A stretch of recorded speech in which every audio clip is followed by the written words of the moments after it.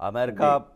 का रुख फिर क्या है? और चूंकि भारत कनाडा के संबंधों को लेकर तो तमाम खुलासे हो रहे हैं, लेकिन इस पर्दे के पीछे खेल क्या अमेरिका खेल रहा है? क्योंकि तुरंत अमेरिका ने कनाडा का साथ दिया, यहाँ तक कह दिया कि भारत जांच में सहयोग नहीं कर रहा है, कनाडा सही कह रहा है, तो अमेरिका तुरंत कूद भी पड़ता है। देखिए, कनाडा को मैं हमेशा ये मानता आया हूँ, आईआर में अगर आप देखेंगे, अंतर्राष्ट्रीय इंटरनेशनल पॉलिटिक्स में हम देखेंगे, हम्म। तो कनाडा वही बोलता है जो अमेरिका के द्वारा बुलवाया जाता है। हम्म। और अमेरिका चाहता है कि भारत के कुछ ना कुछ मुद्दे ऐसे हों जो हमेशा उभरे रहें, ताकि अमेरिका उनके बिहाफ पर क्या कर सके, भारत के साथ बार्गेनिंग कर सके।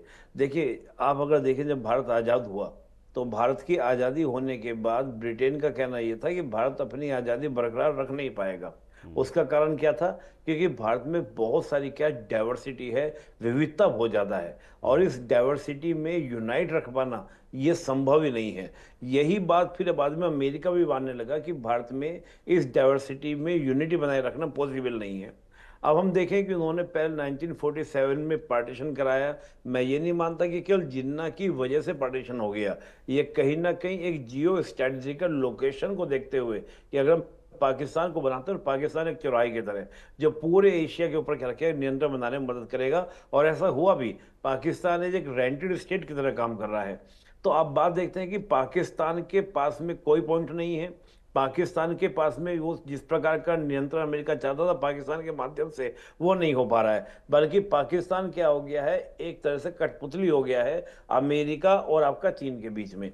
अब नया कोई मुद्दा ऐसे बनाया जाए ताकि वो भारत के साथ बार्गेनिंग कर सके कि हम्म। ठीक है, तुम हमको ये दो और हम तुम्हारे साथ क्या करेंगे, ये वाली बातें करेंगे। एक तो मैं इस पक्ष को देखता हूँ, यानी कि भारत की इंटरनल पॉलिटिक्स में आप देखिए, ह्यूमन राइट्स के मुद्दे को लेकर, माइनॉरिटीज के मुद्दों को लेकर कुछ ना कुछ वो मुद्दा उठाता रहता है। वो अपने आप ब्लैक एंड व्हाइट नहीं देखता है कि कैसे वहां पर श्वेतों के साथ में मतलब जो भी वहां पर अन्याय हो रहा है, जिस तरह बातें हो रही हैं, बहुत खबरें भी आई, डोनाल्ड ट्रंप के टाइम पे भी बातें आई। खुद हम्म। हमारे जयशंकर जी को कहना पड़ा। और आप देखेंगे कि कनाडा वाले प्रकरण में जयशंकर जी ने जैसे कहा कि दोहरे मापदंड जो है वो कनाडा लेकर चलता है। यानी कि आप हमारी इंटरनल पॉलिटिक्स में इन्वॉल्व होंगे, और अगर हमारी ओर से किस प्रकार के, अगर हमारे एम्बेसडर जो हमारे उच्चायुक्त हैं वहां पर जानकारी इकट्ठा करने का प्रयास करते हैं, तो आप उसको बोलते हो वैदेशिक मामलों में। आप इस बात पर नाराज हो जाते हो, जैसे जयशंकर जी ने कहा कि अगर हमारा मीडिया आउटलेट ये कह देता है कि कनाडा के उच्चायुक्त जब विदेश मंत्रालय से निकल कर बाहर आए तो गुस्से में थे, इसको भी अपने विदेशी मामलों में हस्तक्षेप मान लिया।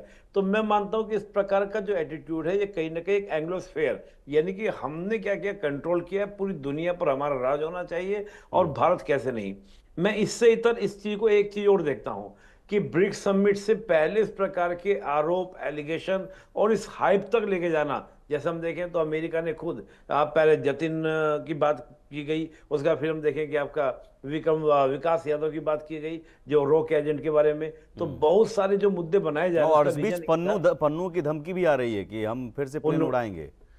बिल्कुल। तो मैं इसको ऐसे मान रहा था कि कहीं ना कहीं मुझे ऐसा लग रहा है कि अमेरिका ये क्लियर करना चाहता है कि कौन किसके पाले में है, और भारत एक ऐसा देश था जो किसी के पाले माने को तैयार नहीं, 47 से लेके आज तक। हालांकि हमारी पॉलिसी में परिवर्तन आया, जहां हम पहले नेम की बात करते थे कि हम किसी अलायंस में नहीं जाएंगे, आज हम कहते हैं कि आज हम हर अलायंस में जाएंगे, चाहे वो क्वाड हो, I2U2 हो, G7 हो, आपका G20 हो, या फिर ब्रिक्स हो, SCO हो, हम सबका क्या बनेंगे, हिस्सा बनेंगे, सबका पार्ट बनेंगे।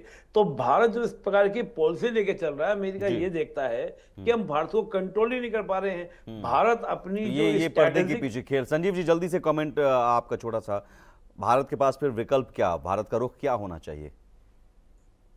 देखिए, भारत का रुख सख्त रहेगा। भारत अपनी राष्ट्रीय सुरक्षा के हितों के साथ कोई अगर खिलवाड़ करने की कोशिश करेगा, विदेशों में बैठ करके एंटी इंडिया एक्टिविटीज की जाएंगी, हम्म। तो जाहिर है कि आज का ये जो नया भारत है वो जीरो टॉलरेंस के अप्रोच के साथ कार्य करता है। जी। इन आतंकियों उनको जस्टिस तक पहुंचाने के लिए भारत जाहिर कड़ी से कड़ी कार्रवाई करेगा। कनाडा के पास सुमित जी वर्तमान समय में भारत के द्वारा 26 एक्स्ट्राडिशन रिक्वेस्ट है, और हम्म। कनाडा ने उसके ऊपर आज तक कोई कार्रवाई नहीं।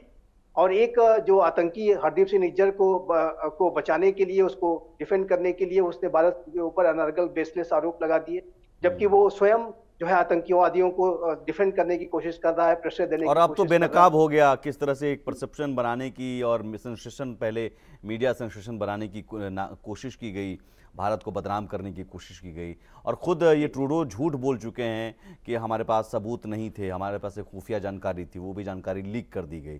तो क्या कनाडा कर रहा है और ट्रूडो क्या कर रहे हैं, ये सब कुछ अब साफ हो चुका है।